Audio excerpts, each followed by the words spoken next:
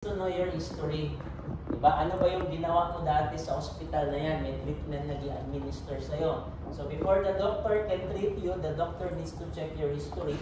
Baka-allergy ka sa gamot na yan. Diba? Siyempre yung patient, sabi niya, ay nalimutan ko naman. Okay, may record. The hospital will keep records. Okay, so this information is needed by the doctor naman. So the patient will need information, diba? Billing. The doctor will need information, patient history. What about the nurses? Kailangan din ng information ng nurse, di ba? So ang nurse, what does a nurse do sa hospital? Magpunta siya sa each room, di ba? I-check niya yung progress ng patient. May naka-schedule yan. 10 o'clock, ito yung gamot na painom sa patient. 10:30, i-check mo yung ng patient, bedding and everything, naka-schedule na yan. So that's the information needed by the nurse. Diba? So we're going to manage all of this. Okay? That's what this subject is, information management. Okay? So we're not just dealing with data, but groups of data. Yan, marami. Okay, not just one or two. So all the data needed to create an information. Alright? Okay, questions? Yan, and so far. So for our project, because this subject has a laboratory. Diba? May lab tayo. Okay? So this is a 5-unit subject. So meaning we will have lectures and then laboratory. So for laboratories, I'm going to give you projects or lab exercises. Okay? So our program is a system. Okay? System yan. When you say system, it's not just one file. Sa programming 1 ninyo, di ba, isang file lang yung ginagawa ninyo. Okay, kay C lang yan siya. Isang file lang, pwede na. Okay, sa Probe 2, ano naman sa Probe 2 ninyo? OOP. Diba, nag-OOP na kayo. Anong ginamit ninyo? Java. Okay, Java. So meaning, it's not just one file, a lot. Okay, marami. Each file are all interconnected. Lahat ng files dyan is required to run the entire program. Pag may isang file na wala dyan, it will not operate or function properly. That's why it's called a system. Same with your Windows. The one that you are using now, Windows, is an operating system. If you delete one file there, probably it will not function properly anymore, diba? They have libraries, diba? May mga files dyan needed to run the system yung Windows. So in our case, your exercises will be a system. Okay, it will be enrollment system. So we're going to create an enrollment system program. Okay, up to the end of the semester, you're going to develop a complete working enrollment system. Okay, why enrollment system? Because we all can relate. Diba, makarelate man tayo sa enrollment system because we're doing this every end of the school year. Magpa-enroll, check ng grade, teacher mag-enroll ng grade, assigning of subjects. Ano yan?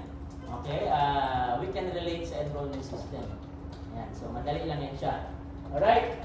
So, our system must be completed at the end of this semester because you need to experience what it's like to develop a system because that is what you will do when you apply for a job. Diba? So, you need to experience it while you are still studying or still students. Diba? Because it's very important so that you will have confidence when you apply for a job. Diba? You have developed the system and that. Okay? Because that's basically what you will be doing. Okay? When you are working sa mga large companies. So, pag nag-work ka sa hospital, ano man ang gawin mo doon? Nakaupo ka lang. Hindi. You're going to develop a system for them. Okay? What will be the system you will be developing? What are the first thing you need to do? Ano ba yung ginagawa niya sa OOP? You need to, first, create objects, di ba? That's why it's called object-oriented programming. If you're going to develop a system for a hospital, what are the objects? Anong object sa hospital? Sige daw. Ano yung mga entities? Yan, we have patients, doctors, nurses, rooms. So meaning, these are all classes. Diba? So yun ang gawan mo ng class. You need to create a class for patient, class for doctor, class, diagnosis class. So it's basically people, events, okay, or places or things, di ba? So those will be your classes. Ayan, sa OOP. Okay? And ayan, so this will be your career path. Ayan, so for our course, it will be relational. So for the entire semester, we're going to create relationship of each object, ayan, that we created sa Java. So in Java, for example, you create an hospital system. You have patient, nurse, room, doctor. You're going to link them together. You're going to create relationships. So what is the relationship between a doctor and patient? Ano ang relationship nilang dalawa? How can a doctor have this patient? Or how can a patient find a doctor? Based on the treatment, di ba? So treatment is a relationship between doctor and patient. Kung walang treatment, kung ano ang whatever the patient is treated for, you need to find a doctor suitable for that sort of treatment. Di ba? Hindi pwedeng dermatologist, you're going to treat a patient. There are dermatologists for what? For heart ailments, for example. So you need to set specific specialization. That's what relationship is for. Okay? And what about for ano naman? Enrollment system. Okay, what are the objects? You have students, di ba? Ano pa? What else? Okay, ano pa? Enrollment system. You basically do this every semester. Magpa-enroll. Students, ano pa? Mga entities, mga people, places, events, things happening during enrollment. Ano ang mga ano dyan? Entities or classes. You have students, ano pa? Subjects, what else? Teachers or professors, yes, what else? Classroom or okay, classroom is linked sa subject. Fix na yan siya. Because classroom is not changing. Fix na yan, di ba?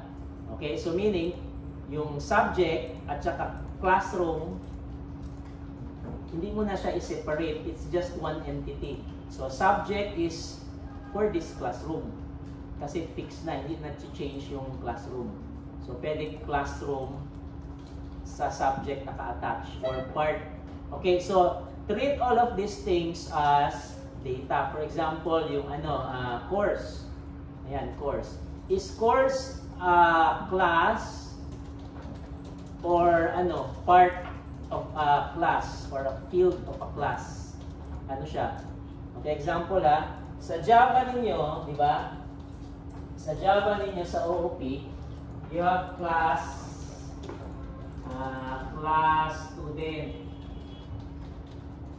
Okay, ano pa yung sabi ninyo kanina? Class teacher, di ba? Professor. Lagyan natin teacher. Yan. Okay, inside each class, you have a class variable, di ba? Lagyan natin student. What are the information regarding this class? Ano ba yung hinahingi sa student pag magpa-enroll? ID, di ba? Ano pa? String name, string address, di ba? String ano yung course ng student. So course is something that you ask sa student during enrollment. Kasi naka-attach na yan siya. This is attached sa student. Every time a student enrolls, okay, course, all of this information is required. Kailangan yan siya. Diba? So you don't create a separate entity na course. Kasi this is a data for this class. Data ito sila. These are all data. Yan yung data natin. Okay, same with teacher. Merong IDC teacher, may name, merong department. Okay, wala lang siyang course, department yung sa kanya, contact number, email. All of these things are data for this particular class. Yan. Okay? So, meaning you need to identify the objects. Yan. And then, create relationships. What's the relationship between a student and a teacher? how do you know that a student is under sa teacher na yan? Or how do you know that a teacher has this student subject? Diba? So a subject is another entity na naman. So we have a class student, class subject, class teacher. So may class sa ano na naman? Class subject. Okay, class subject. Okay, so you have the following classes. So ano yung mga fields sa teacher? You have ID name. Ano yung mga fields sa classes? You have subject ID, subject code, subject description, di ba? Subject unit, schedule, room number. All of these things are under sa subject. These are all the data. Okay, data yan siya for each classes. Alright? So you need to know what are the entities so that you can simply code them sa Java. Yan. Okay? So, and then establish a relationship. So, for ano naman, subjects, ano ang relationship ni student kay subject? Enroll. Kasi magpapa-enroll ka di ba? So, enroll is another class. Okay? So, because enroll is changing. So, every time you need to change data, you need to update the enroll class. Okay, so student is fixed, teacher is fixed, subject is fixed, di ba? Fixed na yan sila during enrollment, hindi nag-change. So during enrollment, all the data sa student, teacher, and subject fixed. Di ba? Hindi nagpapalit ng teacher. For this subject, fixed na ako. Di ba? For ibang subject, fixed na yung teacher. Hindi pwedeng wala pang teacher sa isang subject. So ready na lahat. Student, teacher, subject, they are all fixed. The only thing that changes will be enroll. Because there will be adding and dropping. So when you do adding and dropping, there is another class that continuously handles the transaction of adding and dropping. Those are the events. Yun yung nag-change. Okay, another one is, ano pa? Grades, di ba? Another entity na naman. So you're going to create classes for these objects, and then for our subject, we're going to establish a relationship. We're going to link them or connect them together. Okay? Yan. So this course will cover relational and non-relational, probably for database 2. So, dalawa kasi ang database subject ninyo. So, you have database 1, which is information management, which is this. And then next time, you will have database 2, which is fundamentals of database. Yeah, so, the topic can be non-relational. Okay, for information management, it's relational because we're going to link it with OOP in Prog2. That's why programming 2 is required. Okay, you cannot take this subject without finishing Prog2, which is OOP, because this is a continuation to that. Alright? Okay, so the requirement. So for this subject, you are required VirtualBox and Apache NetBeans. So this is the current version you're using, 13. So in your case, you can download a newer version. Pwedeng, ano ba yung newer? 26 yata?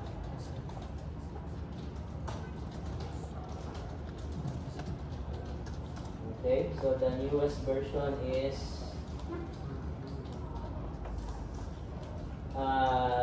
26. Okay, tama. Yan, so 26. So either way, it's the same thing. Okay, pareho lang yan sila. Alright? Okay, so in Prog2, you were already taught Java, and your IDE is what? NetBeans? Tama? Okay, good. So NetBeans. Okay, so I will so this subject I will not be teaching you how to code Java. This subject is about MySQL only. Yan. So during quiz and exam, test questions will be about MySQL. Okay, there will be no question about Java code or programming. Okay, everything will be about MySQL. Alright? Okay. Mga questions so far? So, as what I said, for the entire semester, we're going to develop an enrollment system. Finishing the enrollment system from exercise 1 up to exercise 10 or 13. Yan. So, from exer 1, it will be adding of students or adding records, deleting and updating. For exercise 2, it will be enrolling students. Okay? For exercise 3, it will be user logins. So we will continuously add functionality to our enrollment system until we finish it sa last exercise. Okay? Ganyan. Questions? None so far? Alright. So, let's proceed sa grading. Okay, so you will be graded based on your performance sa laboratory exercises. Ayan. Quiz exam. Yan, yun lang. Walang grade for attendance. Okay, project, assignment. Ano pa? Wala na. So for lab exercises, it's 40% because, yan, quiz exam is higher, 60 kasi. Lab exercises can be collaborative. So meaning you can ask questions sa classmate, you can look for solutions online, but all submitted codes must be on your own work. You must be the one who started writing the code until we finish the exercise. So from start to finish, your work must be presented. Okay, not someone else's. So meaning you are the one typing all the codes in your submitted exercise. Okay, no copying and pasting, especially someone else's work. Okay, because you're the one learning how to program here. Diba? Okay, so you're learning how to code. You will be the one writing the code. Okay, so same way when we are diba, grade school, mga grade 1, 2, and 3, we are not taught how to use a calculator. Diba? Okay, we are taught how to use or solve math using pen and paper. Okay, same thing with you guys. Even if there are a lot of tools you can use, diba, mga ChatGPT, LLM, and everything, you need to do this on your own. Okay, so you need to be the one writing the code. Not your classmate, but you. Okay, you're the one learning here. So kayo ang mag-code. Yan. Okay? So every exercise is submitted will be given 100 1 week after the on or before. So if exercise 1, for example, will be given this week, you have up to Monday next week, July 28. Yes. So next week, Monday, grade is 100 for exer 1. After that, 95 na lang. 1 week after the deadline for each exercise, okay, naga minus 5 yan. So minus 5 points will be deducted until 75. So 95 for exer 1 will be July 29 up to August 4. Okay, and after that, 90 na lang sa exer 1, August 5 up to August 11. Okay, exer 1 will be 85, August 12 up to August 18. So, minus 5 every week. So, the lowest grade I can give will be 75. So, you can still submit exercise 1 sa last meeting, but grade will be 75 kasi minus 5 every week, but lowest is 75 as long as you completed the requirement, meaning all the objectives requirement is met. Okay? Last week na sir. Isang last week 75. 75 kaya naman exer 1, so pwede pa. Okay, as long as you completed the requirements. Okay, but if it's not completed, missing one feature or functionality, no grade will be given. It must be complete. Walang kulang. Yan. So our enrollment system program will be based on my requirements. Okay? Because there will be a lot of enrollment system programs available online. we're not going to be using those systems. We're going to create our own. Yan. Okay? So we're going to code it from start to finish. Okay? Yan. So, even if there are holidays, for example, August, maraming holiday, di ba? Walang pasok.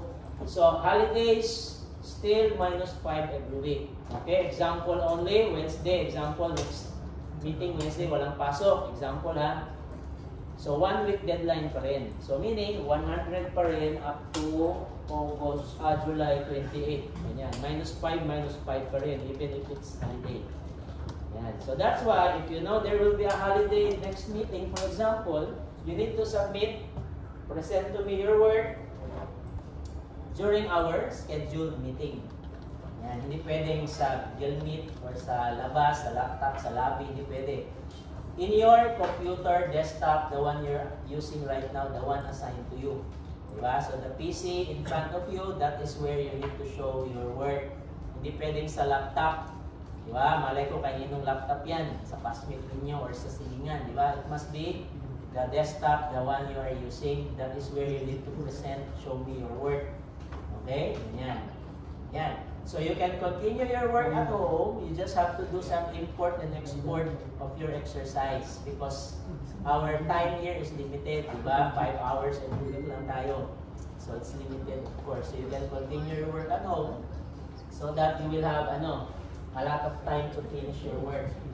Okay? Kulang yan. So if you're going to develop a system, it will take months. So in our case, we're going to do it in 4 months. Okay, so 4 months lang yung time natin. Okay, wala na extension. Alright, that's lab exercises. 1 exercise will be given every week. You cannot submit Exer 2 if you're not done with Exer 1. Meaning, ano yan? Connected. Okay, Exer 1 is required sa Exer 2. Exer 2 is required sa Exer 3. So meaning, if you submit Exer 1 to 10 sa last meeting, okay, for example, tomorrow, tapos na yung klase. Naman ko yung anak, usually mahitabo. Exer 1 to 10, isubmit na tanan, isa kaadlaw lang. Okay. Exer 1 niya na ay kulang. Di mo siya pwede maka-Exer 2, kaya kulang yung Exer 1. So, wala gihapon tanan, di ba? So, ana na siya. So, make sure you submit exercises much better, okay, on or before deadline. Hindi pwedeng isabay-sabay. Kaya kung may isang exercise kulang, kasi Exer 1 is required sa 2, 2 is required sa Exer 3. Okay? Pag may Exer 1 na kulang, ang Exer 2 ending mo, wala na yan. X na yan. So, hindi pwedeng, Sa grade, sir, for example, Exer 1 is a prelim. Tapos nagpasa siya sa pre-5. Asa mabutang? Term na, pre-5 na, ano pa siya? Mabutang gapon siya sa Mabutang gapon sa prelim, pero tentative pa ang grade. So kung saan mabutang sa sister. So no problem. So even if your Exer 1 is prelim, tapos nag-pre-5 na tayo, hindi ka pa tapos sa Exer 1. So your prelim grade will still be tentative. Okay, so pwede ka pa mag-submit. Pero wala na, 75 na yun siya, lowest grade. Sir, bilang ka Exer, sir? Mga 12 or 13. Ganda-ganda. Every week tayo. Malagyan niya na. Okay? Alright, so Jude, Hago, di ba? That's what you will be dealing with. Yes. So it's exciting and what? Challenging. Okay. So Hago, yun na siya. Okay, so that's why I need to expose you in developing large systems. Okay, because when you graduate, you're going to deal with this all the time. Okay, that will be your life. Diba? You're going to develop large systems, billing system, enrollment system, accounting system. Ganyan ang ginagawa ninyo. Inventory system. It's all about developing large systems. Okay, that's why you need to be exposed as early as now. Okay? Maaga, much better. Para din na mo makuyawan pag dagan kayo magtrabaho sa coding.